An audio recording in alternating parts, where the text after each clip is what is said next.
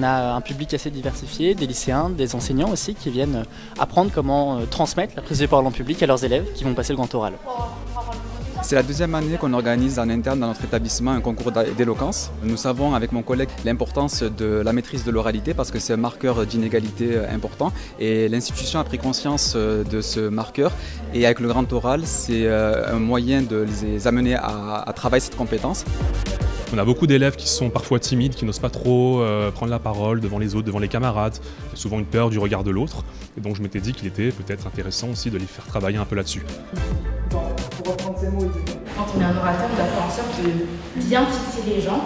Il y a plein de petites choses qu'on peut travailler au quotidien pour être sûr de faire mieux. Le système scolaire pendant très longtemps a valorisé l'écrit. Bon, les choses changent progressivement. Maintenant, on valorise davantage l'oral. On a préparé différents ateliers. Donc il y aura 2 exercices, ce sont les exercices de murmure et de silence. On doit parler à quelqu'un. Quand on parle comme ça et qu'on murmure, personne n'a envie d'entendre. L'invitation des lycéens à ce rendez-vous est très intelligent et très important, surtout parce que cette question de confiance en soi et cette prise de parole en public, elle commence dès cet âge-là. Toutes les activités proposées avec la lecture nous a permis de progresser, de prendre confiance en nous. Quand on fait une présentation, on le transmet à quelqu'un. Ce qui est le plus important, c'est l'intonation et le fait de prendre plus confiance en soi à l'oral. Du haut des cieux, pardonne-moi, je ne souffre plus.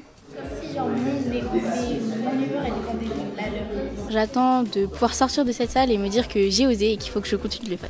Moi, je maîtrise pas très bien les figures de style. Par exemple, dans un discours, ça peut être intéressant pour accrocher le public. J'aimerais bien travailler sur l'organisation de mes idées parce que c'est vraiment difficile. C'est une très bonne initiative. Ça permet aux élèves déjà de découvrir un autre environnement, de ne pas être toujours dans leur entre-soi avec leurs camarades et de découvrir de nouveaux horizons, de nouvelles façons de travailler. Et donc c'était une très bonne opportunité pour eux de venir ici.